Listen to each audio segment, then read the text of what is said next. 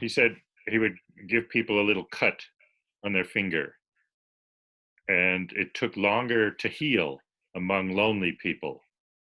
Yes, amazing. So even just a basic body process of the skin repairing a slight cut, it goes more slowly for people who don't have have people who care about them. Yes, I think I read somewhere about experiment where one professor injected virus into participants, and those who are loners were 4 times more likely to get ill, get the symptoms than those who had many friends and attachments. I don't know the study, but I believe it. There are findings like that, and yes, people who are alone in the world have more illnesses, both mental and physical. The next question, since we are speaking about, in a way, on a mental, we are talking about mental health in a way.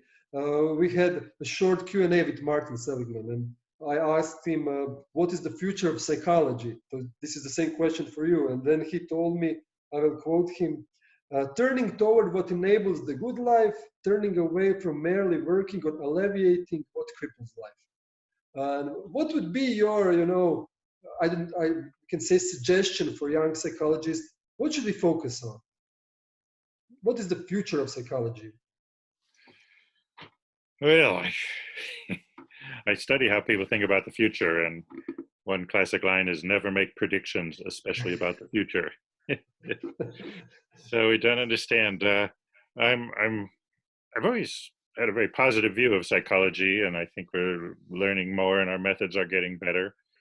Uh, but in the last few years, I am more discouraged that in the United States, psychology research has become much more oriented toward uh, left-wing political causes, social justice, and attacking people who don't have the right opinions.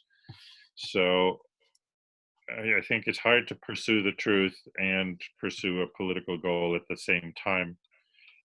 Um, for me, I'm clearly on the side of I just want to know what the truth is, whether I like it or not. And I'm a generalist, which means I try to study lots of different things. And if you do that, you just get used to many things don't turn out the way you want them to be.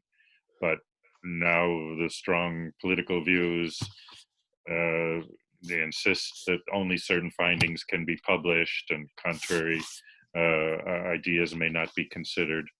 So I think I see psychology heading into a difficult period. I want to encourage people in the field to do good scientific research, but that probably means staying away from all fields that have any sort of political implication, because it's just become uh, very, very strong But source of political that is a great claim if someone from your status says it. Have we got corrupted as a,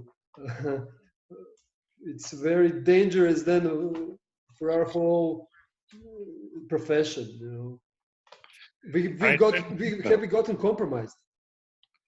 I think so very much. I'm not happy about it. It's one reason. I mean, one of my favorite things that I've enjoyed doing is helping young researchers get started to get their PhDs or their postdoctoral fellowships, and I've really reduced doing that. I haven't completely stopped, but um, mostly I've stopped. It's just because the field is not welcoming. I can't say that this is a great career, and the idea that we should just follow the data and pursue the truth, whatever it tells us, this is more and more out of fashion.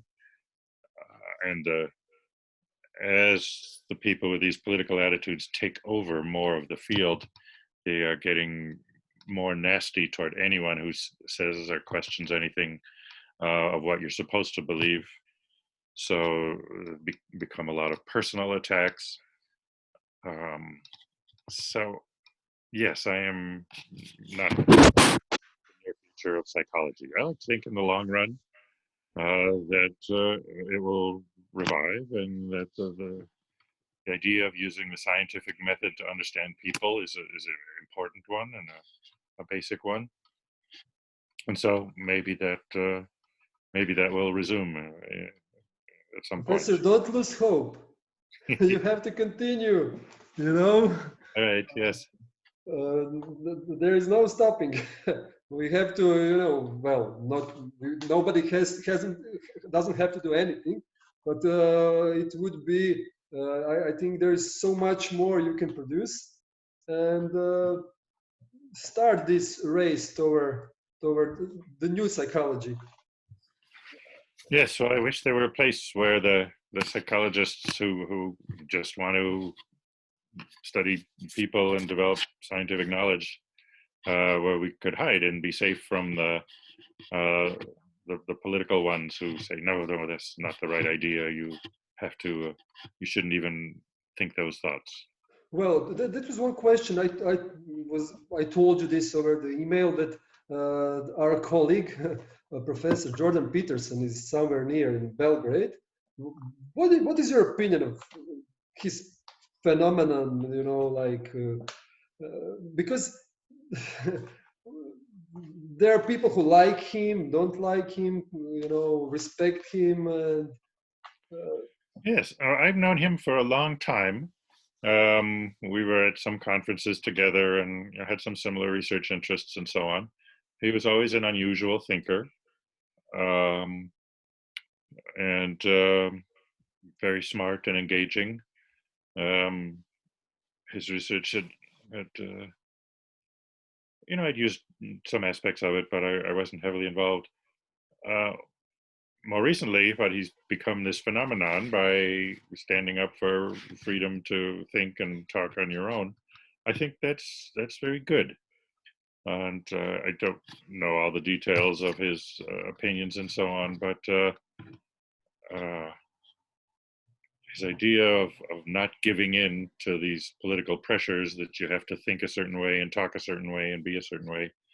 I think that's important and that's much needed, and so I have a positive view of him on that. I understand he's been ill, and I hope he gets better soon. But he certainly had quite an impact, and a needed one. I think he's spoken a lot to young men, and our society is much more concerned about young women than young men, certainly in the United States and Canada. And so I think they just had the feeling that no one cares about them. So having someone make even rather simple, basic points, engaging with them, I think that's good for society also. I think he's he's very brave in some aspects, you know, because of this need to conform, this Right. pressure you feel. It's like gravity. That's, you know, it's hard. I always look for somebody else, you know, to stand up and say something. But uh, Yes. No. The thought control, the stifling alternative ideas, and telling people they're not allowed to think certain thoughts or study certain topics or test certain theories. That has become a very unfortunate and very powerful development in the field. So yes, I think it takes courage for someone like Peterson to stand up to that, and I'm glad that he does. yes, the second question was one friend of mine told me that America is becoming more and more I feel country based on subjective categories. For instance, if someone feels he is 55, should he get offended if you tell him, no, you're 18 and you cannot get your driving license? Those are the issues of gender. If I say, you know, I'm older and other sex, different sex, or how far can this go? You know, this process of, you know, respecting other people's person's feelings, but, you know, without any objective, you know, claims about facts about human person. And Yes, I think American society has probably gone too far in that direction. It was fashionable to question the very idea of truth, but science has to believe to some degree in objective truth. There's science of subjectivity as well, but um, just that you feel like something. I mean, feelings and impressions are often wrong, and I don't know how a psychologist could deny that. And so, But it can uh, have a legal implications in some situations, or at least some kind yeah, of career dangers for your career if you say something right. uh, that way because of probably some kind of pain, emotional pain that someone has been through, and so on. So, Yes, people have gotten too good at claiming to take offense or claiming that they are hurt by what others say, uh, mixing up words and violence. You know, people who've been through real violence know that there's a big difference. But with the political people who mostly have had very safe, comfortable lives, um, confusing one and the other is useful for them. But I think that's not good for advancing clear understanding. yes, yes. Well, we have to be brave, you know. But I mean, not. I'm not speaking about choosing side over one side, other side. Just sticking to the truth, you know, and to those scientific methods that we are using and claiming that we are using as psychologists, and that psychology is science. And so it's not about, for me, when I'm thinking about Jordan Peterson, about what his opinions are. Just that fact that he's guarding the freedom of speech and as a basic need of every democratic society. Yes, I think that is a basic need, but many Americans have lost sight of that and think it's much more important that people say what they're supposed to say Yes. and that other people will tell them what they're supposed to say. Well, Yes. Oh, this was that's an difficult. unfortunate aspect. But nonetheless, you wanted me to say something more positive. If you Yes. can avoid these dangers, psychology is just a wonderful field to spend your life in. I mean, my mentor talked about, we have a basic curiosity about people. Human mind is designed to be interested in other people. If you look at what's on television, it's always about people and other people. Uh, Yes. so that's what we're fascinated by. And in psychology, you can spend your career studying something that just comes naturally. So yes, there are problems in the field, and there always will be. But it has been a real lucky, uh, pleasant, and privilege for me to spend my life studying psychology in this way.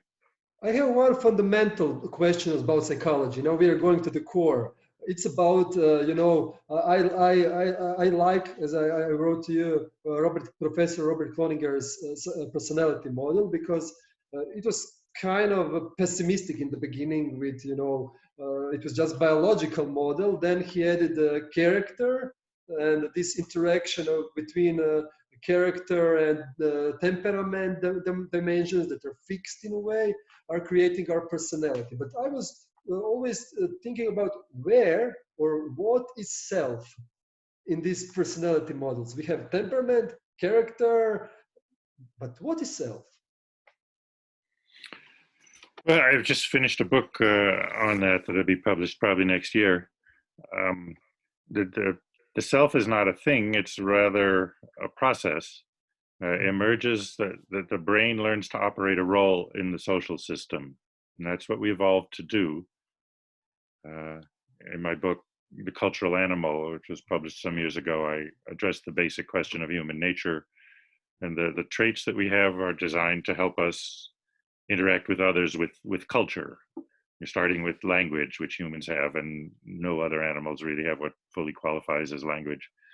Um, and that took some evolutionary adaptations to make that possible. Many other things show the same pattern. So the self is part of that. It's the human systems work better with individual selves that can make decisions on their own, but also contribute to the group.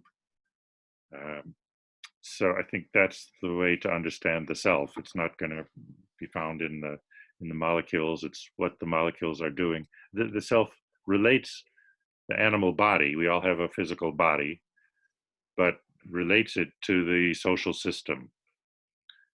and we survive and reproduce by interacting with the society. I don't get my own food from hunting and fishing. I go to the store. If I get sick, I go to the hospital, and so on. So my life is sustained by interacting in proper ways, but I have to understand the rules of society. So the self is the internal psychological mechanisms that enable the body to do that, to understand the society, to relate to others, and form relationships that way. Okay, this is a very interesting answer. Uh, then Uh, there was one article. Well, it was not actually an article. I was watching some of your clips about gender differences. How great are gender differences in some studies and in some conferences? They are like only cultural thing, and they don't exist in a way, they're over exaggerated, but there are gender differences in most of the research. And so what is the truth about this theme? all right. Well, in the history of psychology, up until about the 1960s, most research was done with men because most students were men. And they assumed women were kind of similar with a few small differences. Then in the 1970s, some research came out showing, oh, there are lots of differences, like you said, and that everywhere you look, there'll be a difference. Then about 20 years later, researchers started looking at effect sizes, and they said, well, there are lots of differences, but they're mostly small. So I think that's probably where we are today. There's lots of overlap. Uh, so even in things like how tall, men are taller than women, but there are lots of short men and lots of tall women. So the difference on average in height between men and women is probably one of the bigger differences, but still there's more variation within men than the difference between men and women. And psychological traits, that's probably even more true. Um, I had a book on gender, and what I came to conclude is a lot of nasty discussions and political pressure around gender because they think, oh, it's better to be one way or the other. So who's better, men or women, or this or that? Often focusing on abilities and intelligence and so on. But I think the real differences are in motivation. Um, the men have stronger desires for sex, men are more aggressive, men are more interested in taking drugs and getting high, drinking alcohol, things like that. So there are much stronger drives in the male and the female. Um, and those are really what we should probably focus on. It's intriguing that the studies on gender differences worldwide find that in the most advanced cultures, where there's the most equality between men and women, the personality differences get bigger, not smaller. Which Yes. again is a sign that it's motivation, that when people can do whatever they want, um, men and women are inclined to do different things. The abilities, the differences are quite small. I mean, the average intelligence of adult men and women is almost identical. It's a very slight difference. Um, but motivational differences in terms of what people want, what even like what television shows they'll want to watch when they're on their own and turn on something, and men and women will watch different things. The magazines for men and magazines for women, and they have different stories. They're not the same. So that's motivation is the important difference. In terms of the nature and culture, uh, I think nature's made men and women a little bit different. Now, culture can typically, through most history, has taken those small differences and made them into big differences. Mhm. Used men and women for completely different roles in society. Um, so it can make them bigger, it can make them smaller, which is what most modern societies are trying to do now to make the opportunities the same for men and women. And they're all upset because women don't go into engineering as much as men or whatever. We need to reduce the differences as much as possible. So society can ignore them, make them bigger, make them smaller. it doesn't usually succeed in reversing them. Mhm. I don't know any culture in which, you know, the women are out getting into fights and signing up for the army while the men want to stay home uh, and raise the babies and uh, things Okay. like that. So reversing doesn't really seem to happen, but a culture can make it bigger or smaller, and that Mhm. seems to be in general how nature and culture work So the together. point should be allowing each individual to have more choice of he personally, chooses, so that society is, watching your back, even if, doesn't matter what gender you are, to have equal opportunities. But those opportunities, men will take some opportunities more and women the other, probably. Yes, that's true. Um, there's much discussion of the, you know, that men earn more money than women, but it appears to be motivation and concern and caring about that, not a difference in ability. I remember some researchers looked at the trade of pharmacy, you know, where they sell the medicines to people, and he said that's a field that never has enough people, so you can get any career you want in there. You can have it just the way you like.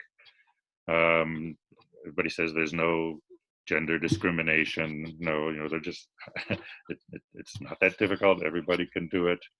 Or reasonable amount of intelligence, which most men and women have plenty of. Um, and even there, they choose different pathways. The women choose sorts of jobs where they can stay closer to home and don't have to travel. They're not as ambitious. The men try to rise more, and they end up earning more money. So it's not reflecting a difference in ability or talent or anything like that. It's really the choices and what people make out of life. But does it have anything to do, with the support? Because when women have, social support, like when your child is ill in Croatia, I think 95% or 99% of times the women will stay home. Men will not say, "Oh, I will stay home with a sick child." Like, and with it's not even in our minds. I'm talking as a society, So it's logical for woman to to make these adjustments with her career, less working hours, because there's more pressure on females than on men in some parts of our lives, household, and so on. I don't know. You could argue that the other way around. There's maybe just more pressure on men to go to work and earn the money. Okay. In most families, the man's salary. A lot of these things are deeply complicated, and there are the choices people make.